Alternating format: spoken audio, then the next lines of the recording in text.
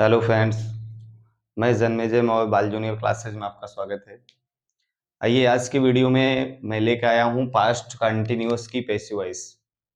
आपने present indefinite, present continuous, present perfect की passive voice पढ़ी और प्रेजेंट परफेक्ट की पैसिव वॉइस नहीं बनती क्योंकि उसमें इंट्रांजिटिव वर्ब पाया जाता है, ऐसा मैंने आपको बताया है।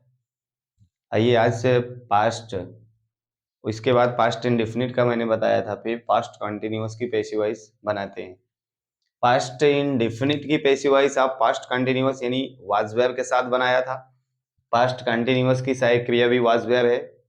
तो जैसे प्रेजेंट कंटिन्यूअस में इज एम आर के साथ बीइंग लगाया था, जस्ट वही प्रक्रिया आप इसमें भी लगाएंगे। तो आइए मैं आपको दिखाता हूं इसका स्ट्रक्चर।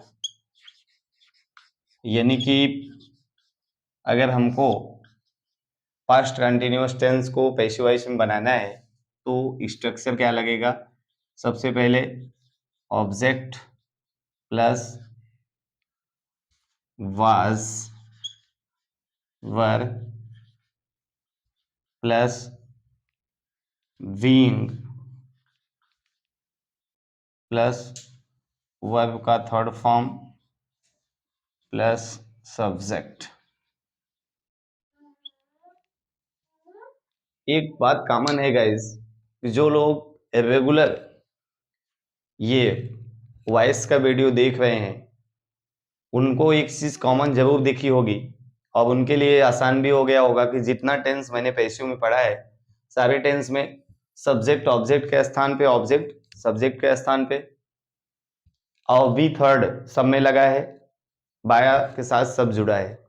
तो बाई के साथ वी थर्ड के साथ सब्जेक्ट ऑब्जेक्ट ऑब्जेक्ट सब्जेक्ट के स्थान पे ये चेंजिंग सब में देखने को मिल रही है।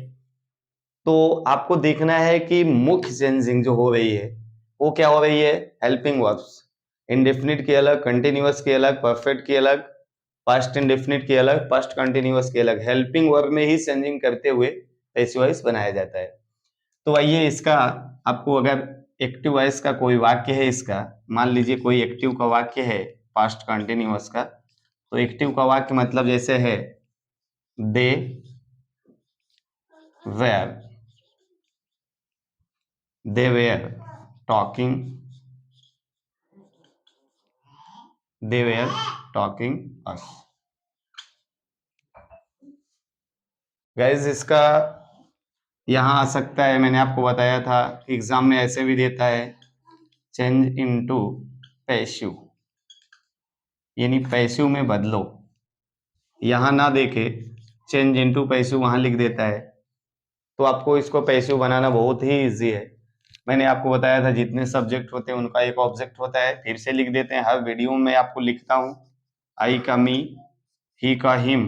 जो हमारे रेगुलर देखने वाले व्यूअर्स हैं निश्चित तौर से वो ये ऑब्जेक्ट पूरा याद कर चुके होंगे। सी का हर, आई का हो गया, दे का देम, और यू का यू, वी का अस। अब यहाँ जो अस है मतलब जो ऑब्जेक्ट इधर का है ये सब्जेक्टिव केस है, ये भी मैंने आपको बताया था। और ये ऑब्जेक्टिव केस है, ये एक पॉसेसिव केस होता है जिसमें पैसिव केस की अभी जरूरत नहीं है, केवल सब्जेक्टिव और ऑब्जेक्टिव के है।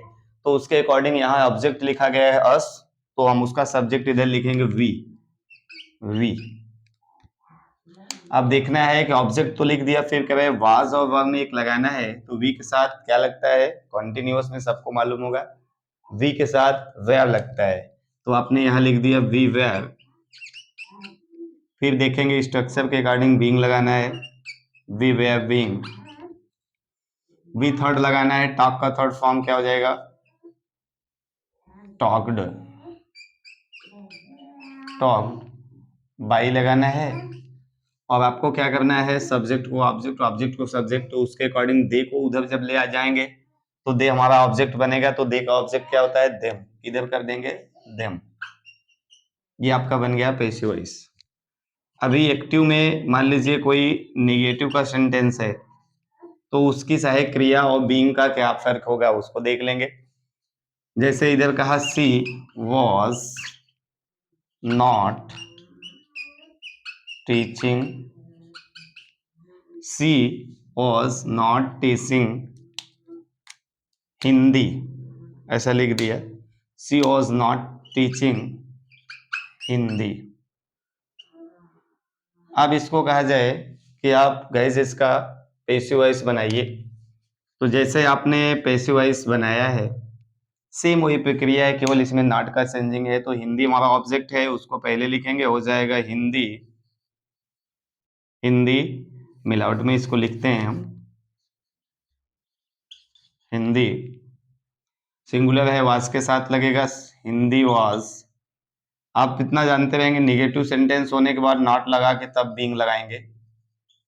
Hindi was not being, teach का third form taught by. See अब उधर जाएगा तो ऑब्जेक्ट का काम करेगा, तो सी का ऑब्जेक्ट क्या होता है गाइस, इधर देख सकते हैं आप, इसको याद भी हो गया होगा, हर होता है, तो उसके अकॉर्डिंग मैंने इधर लिख दिया हर। तो ये आपका निगेटिव सेंटेंस की पैसिव वॉइस बन गई। आइए इंट्रोगेटिव का देखते हैं। एक्टिव वॉइस में कोई वाक्य है, इंट्रोगेटिव इसी टेंस का बात हो रही है। अभी इधर लिख दिया was Seema, was Seema solving, was Seema solving this sum। ये लिखा है was Seema solving this sum। तो इसको आपको क्या करना है गाइस, पैसिव वॉइस में बनाना है। तो पैसिव वॉइस का सारा नियम जो आपने पिछली वीडियो में पढ़ा है उसी के अकॉर्डिंग इसमें भी मैं आपको बता रहा हूँ। तो आप पैसिव वॉइस में कैसे बनाएंगे इसका आप देखेंगे। इंट्रोगेटिव का पैसिव भी इंट्रोगेटिव में होना चाहिए, मैंने कई वीडियो में आपको बता दिया, फिर से भी बता दे रहा हूँ। तो इसके अकॉर्डिंग जो वाज लगा है, सीमा के लिए लगा है, ये सम, दिस सम हमारा सिंगुलर है, तो सिंगुलर के साथ भी वाज लगता है, तो आपने यहाँ कर दिया वाज। दिस सम को इधर लाएंगे, वाज दिस सम बीइंग, क्या लगाना है, being, was this sum being. इसी का निगेटिव होता was Seema not solving this sum, होता was this sum not being, not यहां लगता, इसके बाद बीइंग लगाते, was this sum being. Solve का थर्ड फॉर्म लिखेंगे तो हो जाएगा सॉल्व्ड। वाई सीमा को उधर ले जाएंगे, मतलब ऑब्जेक्ट का काम करेगा, तो हो गया सीमा, क्वेश्चन वर्ड के साथ बना दिया। ये इंट्रोगेटिव फर्स्ट का वाक्य है। इस टाइप के सेंटेंस आ सकते हैं, तो आप इसका पेशिव वॉइस बहुत आसानी से बना सकते हैं। पास्ट कंटिन्यूअस का, आइए पास्ट कंटिन्यूअस में एक इंट्रोगेटिव के दो नियम होते हैं, मैंने आपको बताया था, तो दूसरा वाला कैसे बनाते हैं उसको देख लेंगे। एक्टिव वॉइस का वाक्य है कि why was he not, why was he not speaking English, why was he not speaking English. आइए इसके हम पैसिव पे चलते हैं।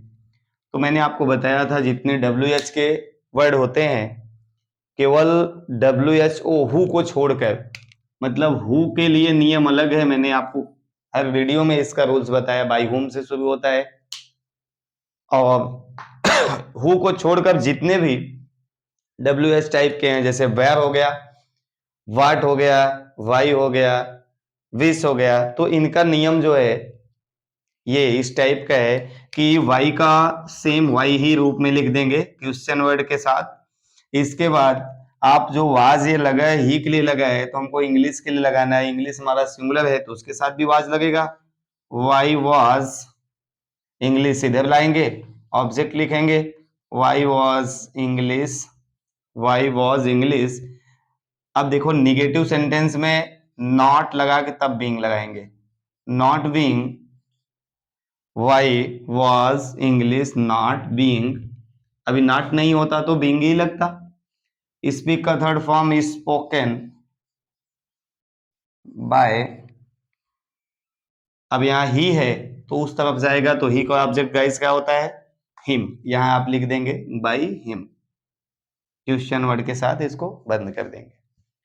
तो इस प्रकार से ये पास्ट कंटिन्यूअस का, तो मैं समझता हूं कि जो हमारे व्यूअर्स डेली प्रेजेंट से लेकर अब तक इसका देख रहे हैं, प्रेजेंट इंडेफिनिट देखा, प्रेजेंट कंटिन्यूअस, प्रेजेंट परफेक्ट, और मैंने बताया प्रेजेंट परफेक्ट कंटिन्यूअस की नहीं बनती है, पास्ट इंडेफिनिट का पिछली वीडियो में डाला।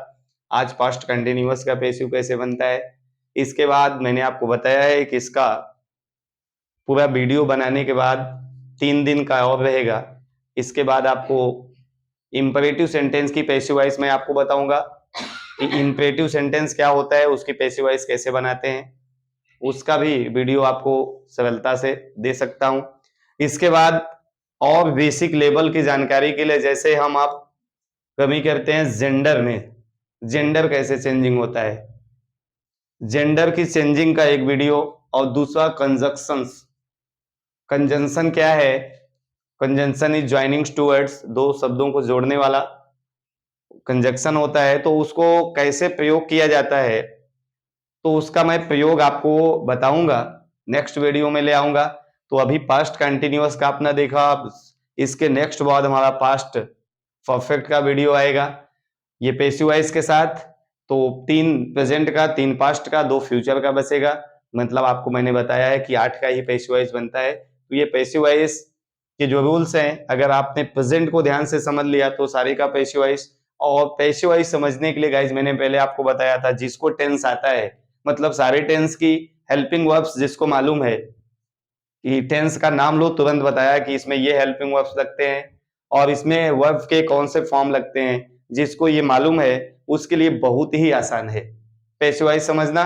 और इसके बाद आपका एक दिन का कंजक्शन और एक दिन का जेंडर रहेगा। फिर मैं आपको नरेशन के साथ उपस्थित होऊंगा। सबसे ज्यादा जो बच्चों की डिमांड है कि सर नरेशन के सरल भाषा में वीडियो बनाइए, तो उसको मैं आपको अच्छे से वीडियो लेके आऊंगा। और मेरी ये गारंटी है कि मेरे चैनल के माध्यम से आपको 100% पैसिव वॉइस के पूरे रूल्स अच्छे में समझ में आ जाएंगे। इसके बाद जो नरेशंस के रूल होंगे सेम इसी तरफ से हम आपको देंगे। तब तक के लिए थैंक यू, धन्यवाद।